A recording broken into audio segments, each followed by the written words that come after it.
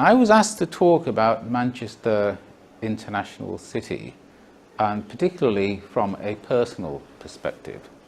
And that's why I've chosen the title, My International Manchester, because as you'll see, my relationship with Manchester is extremely personal. So what am I going to talk about? First of all, just a little bit about me, and then what I said before about my own personal connection with Manchester.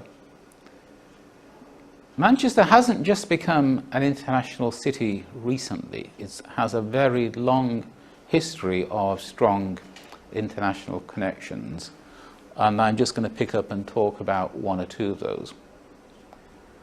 I've tried to avoid throwing lots of facts at you, but we will cover a small amount of data looking at Manchester as it is today, or more precisely as it was in 2011 when we had the last census.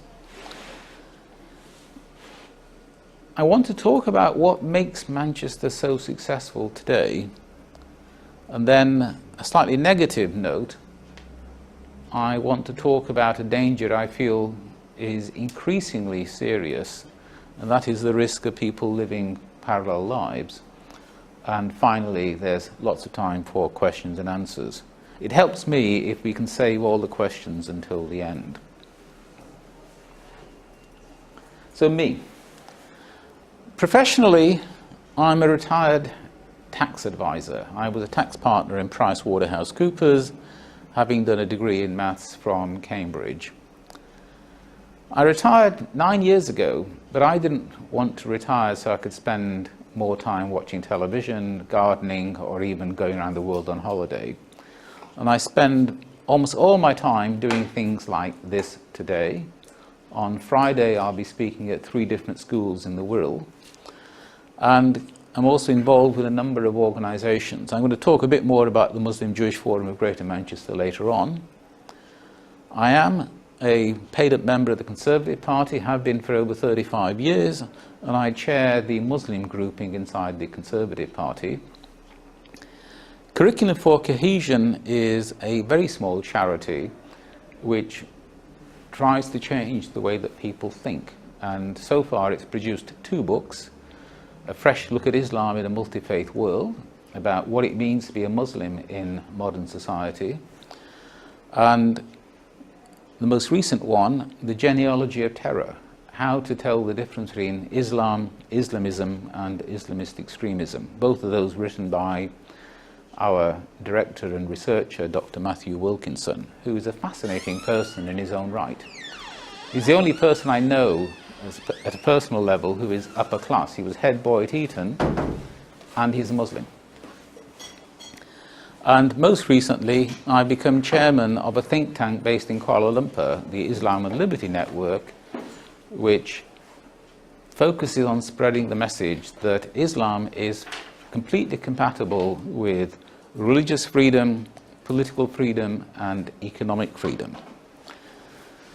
In retirement, I taught myself HTML and built my own website, where this talk and lots of my previous writings and those media appearances which are accessible via the internet are actually hosted. So it's a fun way to spend retirement. So this is a family timeline. My parents on both my mother's side and my father's side are from different villages in British India, in Jalandhar on the Indian side of the border. And my father came to Manchester for the first time in 1931.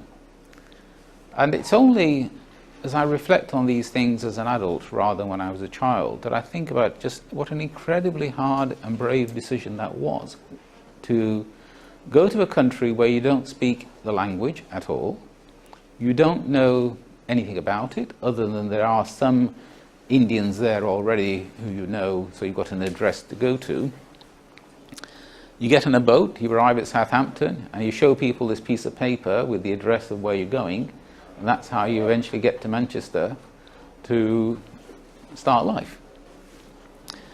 And he was here continuously through the war until 1947, when he went back after partition to find his family, because his entire family, both on his wife's side and his own side, were all refugees as a result of partition. I was born, he came back to the UK in 1950.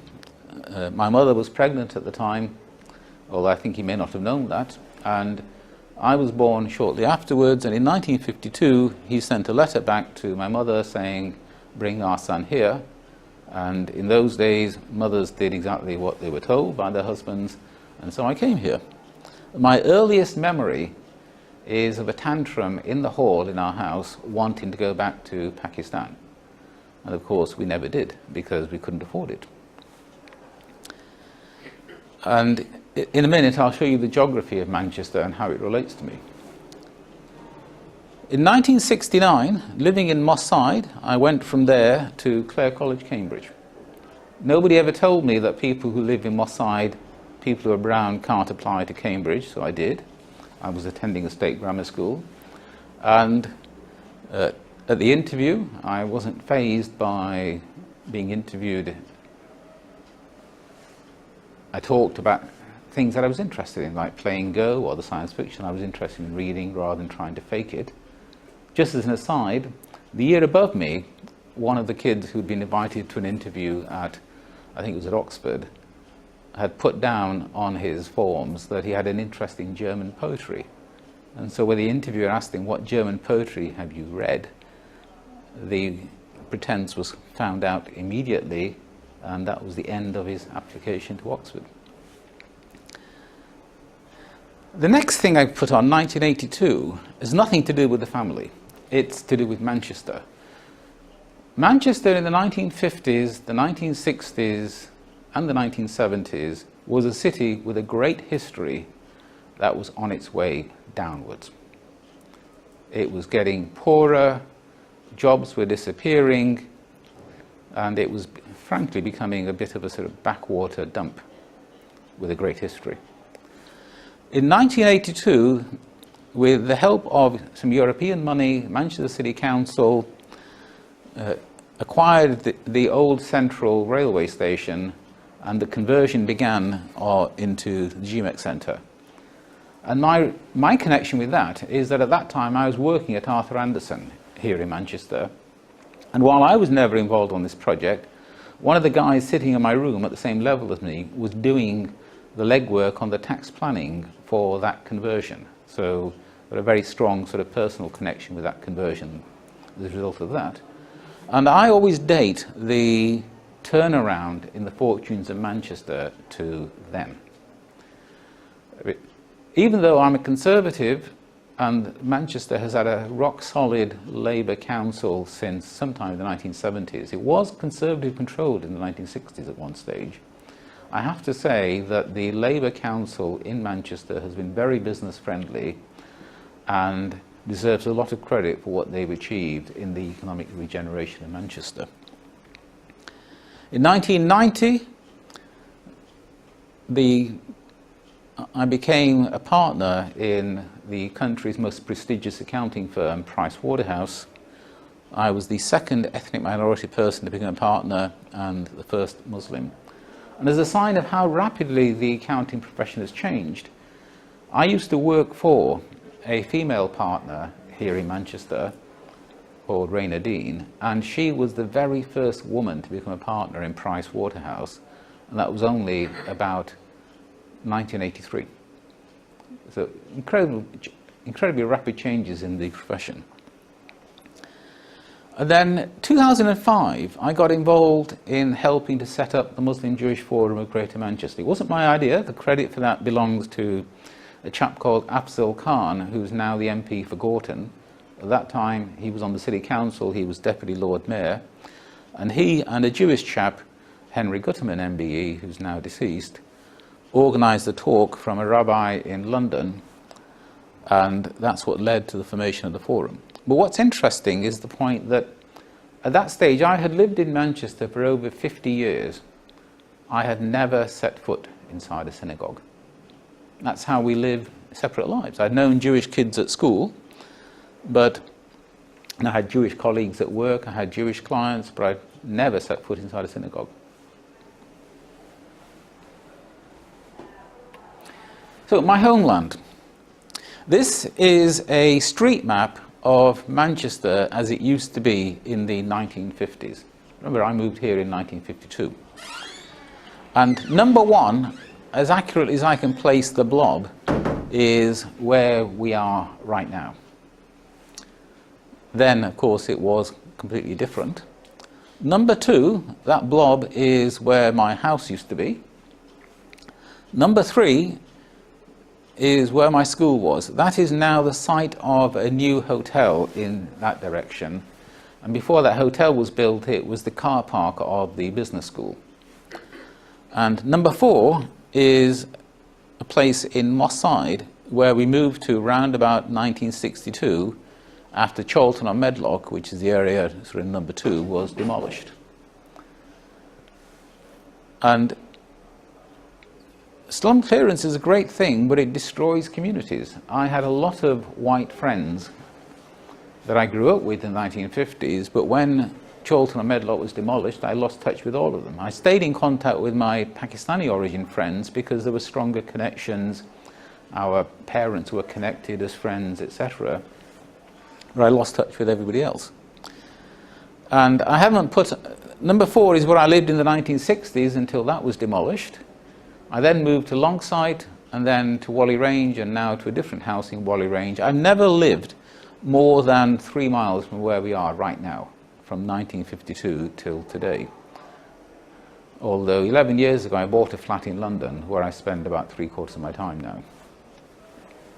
So when I talk about Manchester, I really am talking about home. Manchester has an incredible international history, and I picked just a few people at random.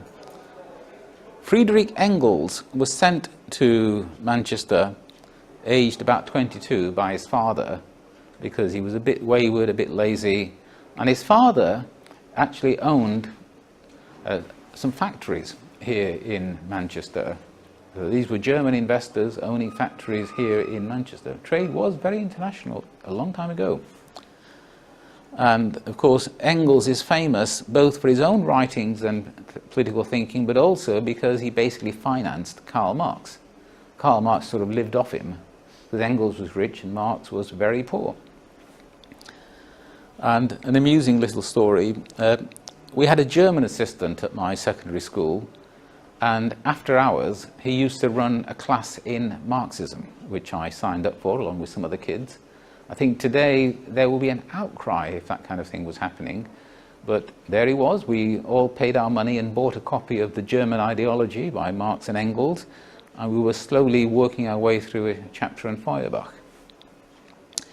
Hein Weizmann, German, I think he was from Germany, certainly Jewish from continental Europe, was a lecturer at Manchester University in chemistry from memory. But of course, he was also very active in Zionism. He was a smooth talker, and he was extremely important in persuading the British government to produce what's now known as the Balfour Declaration about a Jewish home in Palestine, which was written in 1917. Jomo Kenyatta, his connections with Manchester are thinner than I was led to believe by one of my closest friends.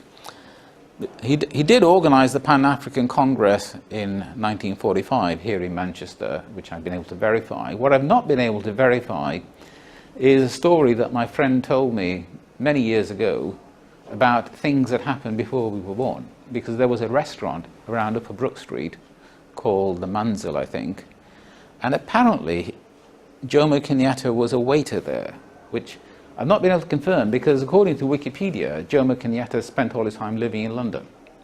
So I don't know if that story is apocryphal or not, but the Pan-African Congress definitely happened here. Kenyatta was here, Kwame Nkrumah was here, George Padmore, Manchester's international history. And Malcolm X visited in 1964. And he visited what was then the only mosque in Manchester, in Victoria Park, the Manchester Central Mosque as it's now called.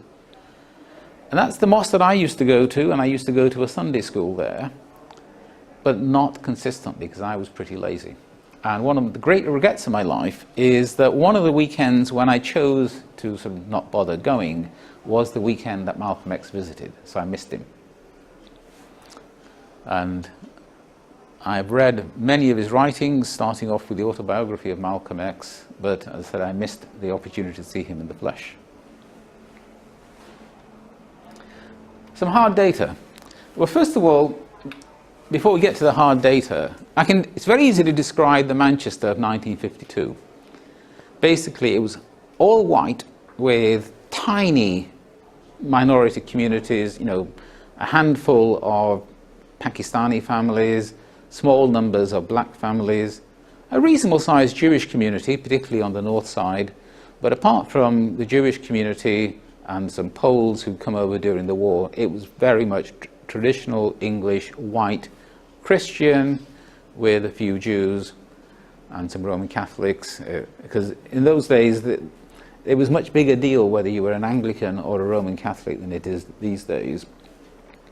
So very, very monocultural Manchester in the 1950s. And this is from the 2011 census, and I've just got the data for the city of Manchester as opposed to Greater Manchester. I could have put that up instead, but I don't want to throw too much data around. And what's striking is that only 2/3 of Manchester is white. Mixed race at 4.6%. Mixed race is actually the most rapidly growing ethnic group in the UK, if you look at demographic trends overall. And it's no surprise, I've got relatives in my extended family who are either mixed Pakistani white, mixed Pakistani Chinese, mixed Pakistani Indian, It's a very rapidly growing category. And of course, if you think about it, the whole world will eventually be mixed race. My estimation is that by the year 3000, if not sooner. Pakistanis are not quite the largest sort of ethnic group after white, because African, Caribbean and other black is larger, but I think that's because we've separated out Indian and Bangladeshi from Pakistani. But it's a very sizable number compared, running into the tens of thousands compared with the handful that I grew up with. And similarly, in terms of religion, there's quite a range of religions around, and the percentages look small, but 0.7%, I can't do arithmetic with 0.7%. If 1% of 300,000 is about 3,000, which is not enormous, but it's not sort of zero. The Jewish community in this part of the world, there are about 20,000 Jews in Greater Manchester, but a lot of them are actually outside the city of Manchester, up in Salford, in Bury, and out in Hale, in Trafford. Christians, still the largest group, although some of those I would say are pretty nominal. And the most rapidly growing religious group in the UK is actually no religion. There is a big decline in religious belief. But Muslims at 9%, by far and away the second largest religious group now in Manchester, and in reality in the UK as well. And if you look at active practicing people, so people who will go to either church once a week or will go to the mosque once a week, pretty soon even the Archbishop of Canterbury reckons that Muslims who go to the mosque once a week will outnumber Christians who go to church once a week. Striking change.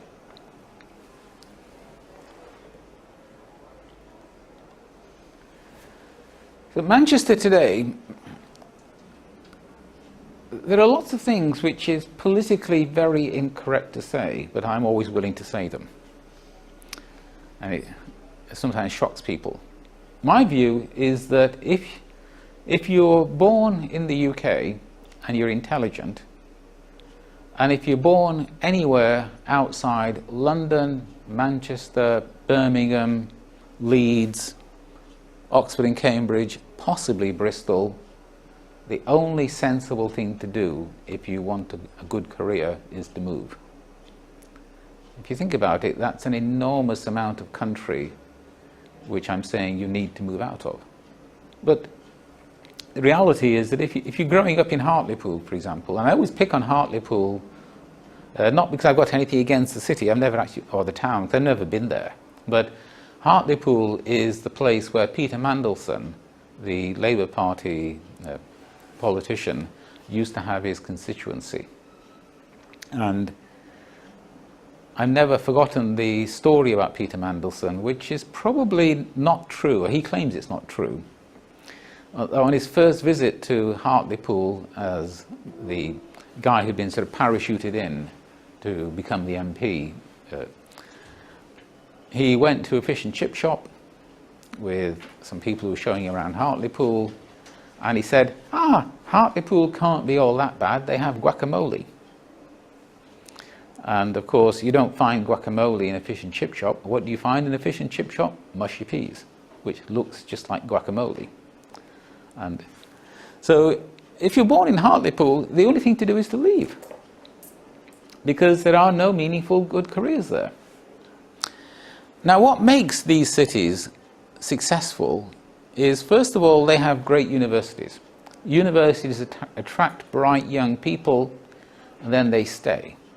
And those bright young people make a difference. They start new businesses, they start new cultural outfits, bands, etc., start making films, web design. Similarly, these cities benefit enormously from inward migration. Again, people coming as students and just people coming to further their careers.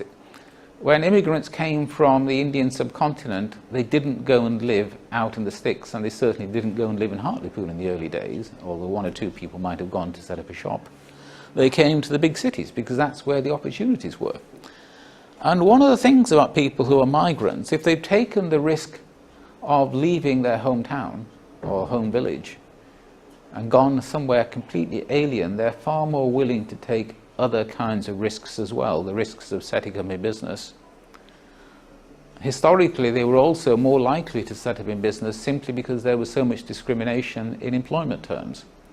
If you couldn't do anything else in terms of good jobs, you were more encouraged to start a business. And they have connections with home countries, so that facilitates an enormous amount of international business activity. The Lebanese particularly are famous for that.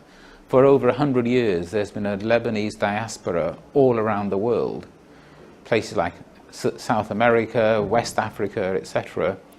And they've been able to trade far more effectively internationally than people who didn't have those kinds of family cultural connections.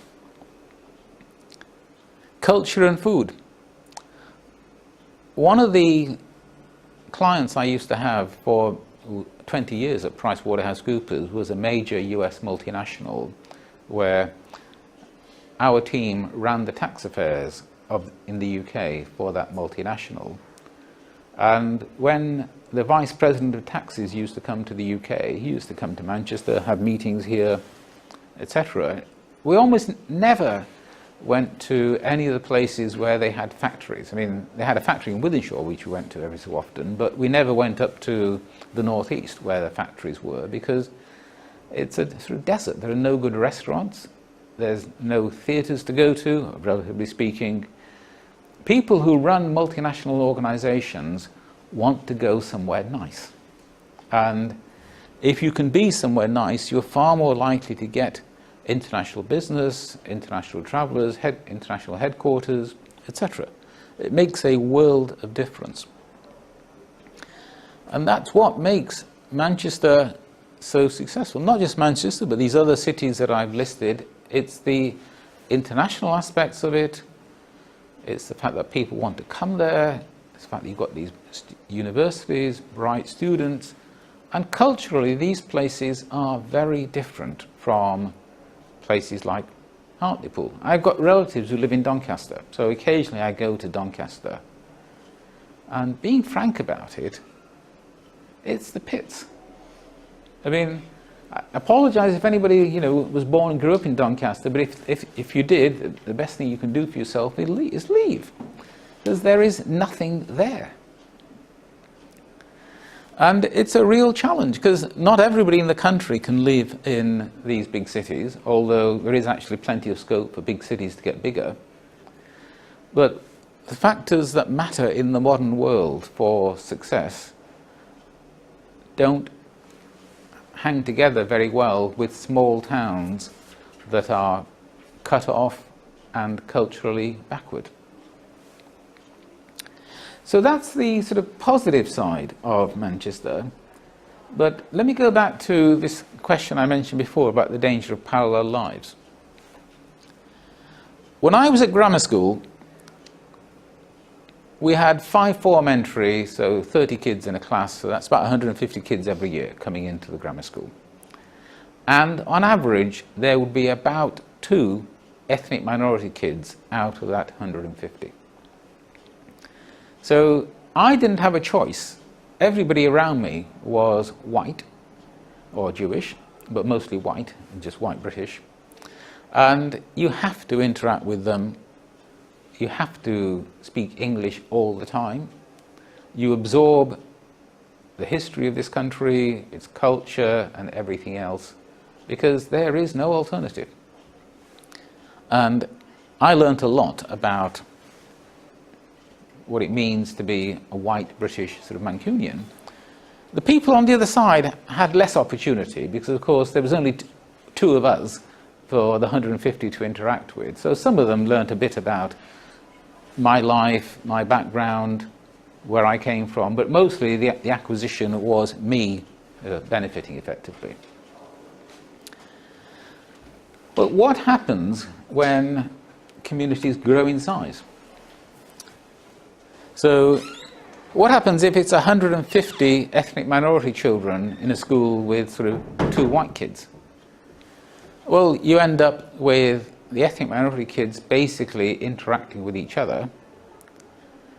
Far greater likelihood that they may speak the language at school casually with their friends that they spoke at home. I mean, I grew up completely bilingual. The only language I ever spoke with my parents was Punjabi. My father did speak some fairly weak English because he was able to work, but I would never dream of speaking English with my father when you can speak Punjabi. But outside school, the only language I ever spoke was English, including with all my friends. A few years ago, I gave a lecture here in Manchester on Islamic finance.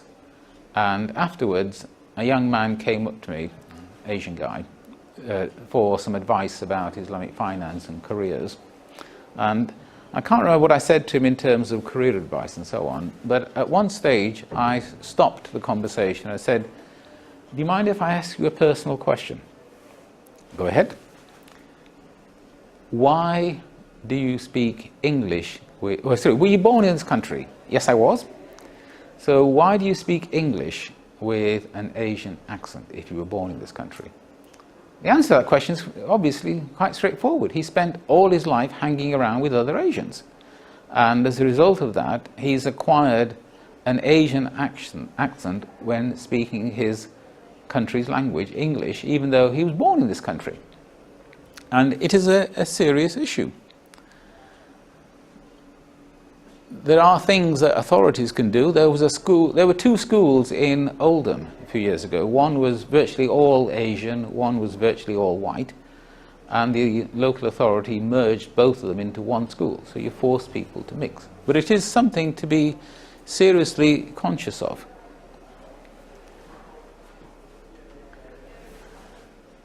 The impact of television and video, again, is basically pretty negative now. When I was growing up, well, I still remember the days when televisions only had one channel, BBC, because ITV didn't start till about 1956, or I think it was 1956 or 57. And I remember being really proud that when we got a telly, it had 2 channels, whereas my friend's telly only had 1 channel. Although, of course, once the second channel started with us, it would have started with them as well. And everything was in English, and it was about life in the UK. One of my close friends, his mother, her English wasn't great, but she used to watch Coronation Street every week, because that was all there was to watch. And she would occasionally ask her kids for a bit of interpretation, but essentially she was watching English language television programs, and some of that would have been rubbing off on her. Now there are endless numbers of channels, enormous numbers of foreign language channels, and they're about life elsewhere. I've got elderly cousins, in fact one of them is now deceased, and they used to spend all their time when they were home watching Punjabi language or Urdu language television about life in the subcontinent, and it does nothing to help them improve their English skills or to get better absorbed in terms of life in this country. And there is a really serious risk that people end up living parallel lives. And the future, what kind of future we want, is up to us in terms of the decisions that we make at the level of individual behavior. You can either have a very high level of contact between 2 different kinds of religious groups, ethnic groups, etc. You can have relatively low levels of contact where you might meet some people at work, but that's about it. And it's possible these days to have almost no contact. There are kids growing up in places like Bradford who spend their entire time at school with a school that is almost all Asian. After hours, they're at the mosque. When they get a job with an Asian employer, and their level of interaction with people who are non-Asian is almost 0. And it's quite peculiar. If you go and ask some of those kids, what proportion of the country do you think is Muslim? You get answers like sort of maybe 50%. The real answer is 5%. You know, these are serious issues that we haven't succeeded in solving. Part of it, government action can help, but a lot of it comes down to parental behavior, individual behavior, where you choose to live, where you choose to send your kids to school, where you choose to work. I had an inquiry for some career advice from a kid in Bradford whose father runs a small accounting firm. And this kid's aspiration was to become a chartered accountant and to become an insolvency practitioner. So far so good. Insolvency is a great career actually. But his aspiration was to be an insolvency practitioner helping Asian clients in the Bradford area. You know, already his mental world was locked into the Asian community that he was born and grew up in, rather than thinking more widely. You know, he wasn't thinking about how can I become an insolvency practitioner working on the likes of, you know, Carillion and other massive sort of companies, but rather how can I work in this small puddle? And that is something that I worry about. I don't have easy answers, but it is something that people need to think about consciously. So with that, let me pass it over to yourselves for questions.